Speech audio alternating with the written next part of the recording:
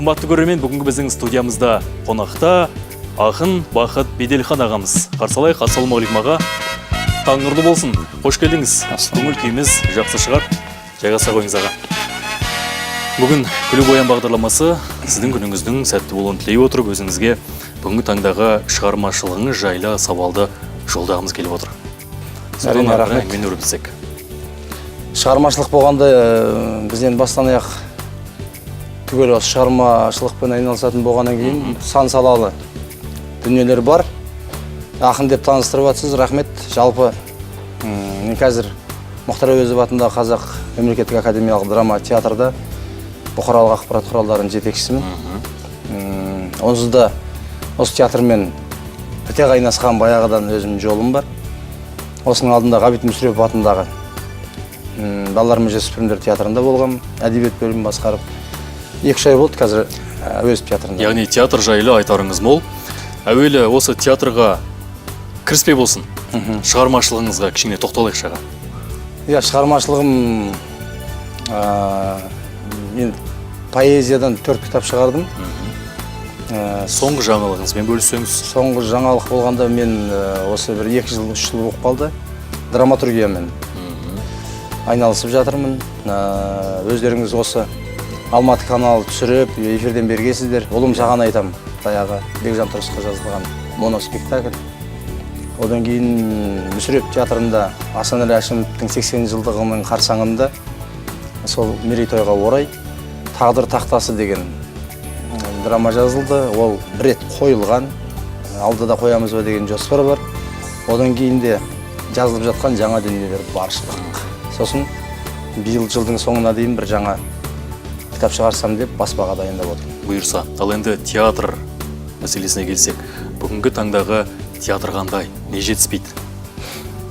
Әрине, бүгінгі театрға мынау күн сайын, сағат сайын өте жылдамдықпен дамып отырған заманда, қоғамда, жаһандану кезеңінде жетіспейтін нәрсе көп болады. Себебі сағат сайын өзгеріп жатыр дүние.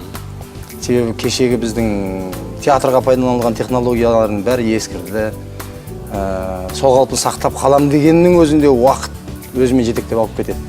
Сондықтан жаңа заманға лайық дүниелер технологиялар жағынан көп деп ойлаймын. Себебі заманауи үлгіге көшу, қазіргі бүкіл техникалық жетістіктерді пайдаланып театрға мүмкіндік жасау, ол енді заман талабы.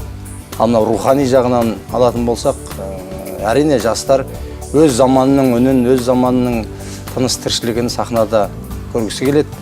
Өзінің жан дүниесімен ұғынғысы келеді. Соған лайықтап жасалып жатқан дүниелер баршылық.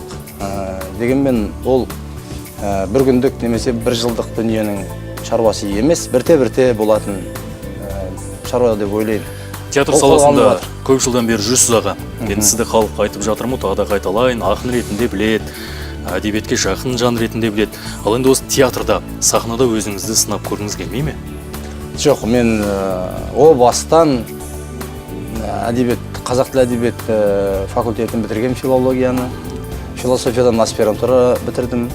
Одан кейін өнер академиясында режиссерлік бөлімде оқыдым. Режиссер болу үшін емес, немесе актер болу үшін емес, осы драманың қыр-сырын білу үшін. Ал драматург болам деген дүниені саналы түрде алдыма үлкен мақсат қойдым. Сол жолда келе жатырмын, өкінбеймін. Ал сахнада рөл ойнап, немесе бір киноға түсу, фильмдерде ойнау деген сияқты дүние мен үшін бір артық шаруа. Осындай жағдай болды дейікші, режиссер тарапынан қоймай, Бақыт, мына рөл саған, оң жамбасыңа келеді деп. Қандай образды өзіңізді елестетесіз? Жалпы білмеймін, өзім бір актер ретінде үлкен дайындықта жүрмегеннен кейін мынандай рөл деп, мысалы Бауыржан Момышұлының деректі фильміне түстім. Одан кейін Жамбыл сериалында Бауыржан мен Жамбылдың кездесетін жері бар. Сол сериалда онда да мен өзім бір ынталанып, талпынып түскен дүние емес. Ол бой бермей сен ұқсайсың, Бауыржанға бір 90% ұқсайтын адам болса сенсің деп сәл қыштағаннан кейін барған дүние ғой. Мен мынандай рөл ойнайын, немесе бұлай ойнайтын едім дейтіндей ойымда ештеңе жоқ. Себебі мен ол актер болам, осы салада жүремін деп ойлаған жоқ. Театр жайлы айттық. Ал енді киноға кішкене зер салайықшы. Бүгінде қазақ киносының енді кемшілігін айту бәріміздің қолымыздан келеді әрине. Дайын іске сыншы көп дейді ғой. Осы қазақ киносына өз үлесіңізді қосып, бір шығарма жазу, сценарий жазу деген жоспарыңызда бар ма? Жалпы театр мен кино жалпы біздің руханияттың бір қос қанаты сияқты ғой. Мен киноға да сценарий жаздым. Қанталапай фильмі ол эфирден көрсетіліп жүрген дүние. Сәл шикілеу болғанмен бір сериясы толық біткен нәрсе. Ол 2 сериал еді, біреуі ғана түсірілді. Одан кейін кино сценарий жобалары 1-2 фильмнің дайын тұр. Қазір ойлаймыз енді бір әлеуметтік тұрмыстық жағдайда сериалдар түсіп жатыр, фильмдер түсіріліп жатыр, немесе драмалар жазылып жатыр. Оның бәрін қазір интернет желісі бар, әлеуметтік желілер бар. Барлық дүниеден қарауға болады. Ал біз ойымыздағы, жүрегіміздегі нәрсені жеткізу үшін мәңгі өлмейтін, бүгін көріп ертең ұмытылып қалатын фильм емес. Жүрегімізде бір рухани жаңғырып, кешегі Қыз жібектер сияқты, менің атым Қожа сияқты, мәңгілік фильм сияқты бір рухани жаның азық болатын дүниелерді іздеу керек деп ойлаймын. Жетіспейтін жағы театрда да, кинода да осы. Өткенде Серік Апрымовтың әкеге қоңырау шалын көрдім, тұсаукесерін. Соған бір нағыз кино көргендей қаныққан бір жақсы фильм сол болды мен үшін. Осы заманауи, актуальный теманы алған тақырыпты, әкеге қоңырау шалу, жай қарапайым тақырып болғанмен атауы. Оның астар үлкен пәлсапасы терең жатқан, және көркем, ішкі айтар ойы бар, режиссерлық өзінің бір жұмбақ астар, өзенің үлкен өзенің ағысы астында болады. Сол сияқты жақсы фильмнің астарын көрген сайын ақтарыла береді. Неге біз менің атым Қожаны көрсек қайта-қайта көре береміз? Қыз жібек фильмін бастасақ, 1000-ші рет көріп жатып, соны үзбей аяғына жеткіземіз. Сол сияқты адамның жан құмарлығы, жанына қажет нәрсенің бәрі адамды эфирдің алдынан көз алдырмайды. Сол сияқты дүниелерді аңсаймын. Сосын біздің театрда да жақсы дүниелер басталып жатыр заманауи. Асқар Сүлейменовтің Адасқақ шығармасы бойынша инсценировка Әлия Бөпежанова апайымыз жасап, Әбубәкір Рахимов ағамыз қойғалы жатыр. Құдай қаласа жылдың аяғына дейін премьераға шақырамыз. Бүкіл ағайын жұртты, көрерменді. Одан кейін біздің Мәдениет және спорт министрлігінің арнайы ұйымдастыруымен жас драматургтердің конкурс өткен, бәйгесі жарияланған. Сол кездегі 1-ші, 2-ші, 3-ші орын жүлде алған шығармалардың арасынан іріктеп, тағы бір жаңа драматургтерді ашу, соларға мүмкіндік туғызу, соларында жас драматургтердің, сол бәйгеден орын алды, жүлдегер болды дегендердің біреуін біздің театрға қойсақ деген ниет болып жатыр, жұмысқа кірісіп кетті. Оның режиссері да Алма Кәкішева режиссер. Оны да көріп қалармыз деп ойлаймыз, жаңа премьералар. Бұйырса алдағы уақытта көріп жатармыз, жұмыстарыңыз жемісті болсын аға. Енді студияға сізді шақырдық. Театр маманы ретінде бұл салада көп жылдан бері тер төгіп еңбек етіп жүрген жан деп, енді сізді ақын деп білеміз біз. Жүрегімізге ақындық өлеңдеріңіз жақын аға. Қонақ кәде болсын. Көрермендерімізге бір өлеңіңізді жолдасаңыз. Рухани жаңғыру біздің үлкен мүмкіндігіміз.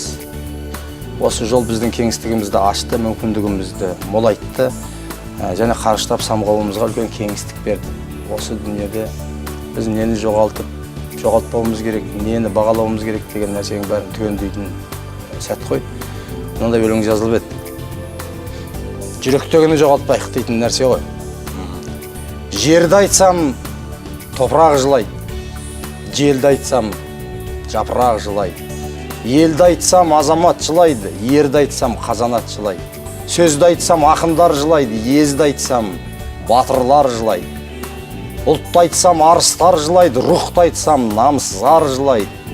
Көрді айтсам, күрегің жылайды. Сорды айтсам, жүрегің жылайды. Жылайды бәрі, жылайды бәрі, жылайды. Тек жылатып алмаңдаршы, жүректің ішіндегі Құдайды. Ең бастысы осы бір рухани жаңғыру жолында жүрегімізді жылатқанның орнына бір жұбатқан дүниелерге көп жол ашайық. Дұрыс айтыңыз. Жанымызды жадыратып, жүрегімізді жұбатып, көңілімізді самғатып жүрейік. Жақсы айтыңыз. Арасында жүрегіміз жыламасын, көк байрағымыз ешқашан құламасын деп тілейміз. Жұмысыңызға шығармашылық сәттілік тілейміз. Қашанда біздің қонақжай студиямыздың қонағы болыңыз. Күліп оян, көрермендерін дәл осындай жырларыңызбен, жақсы жетістіктеріңізбен қуанта беріңіздер.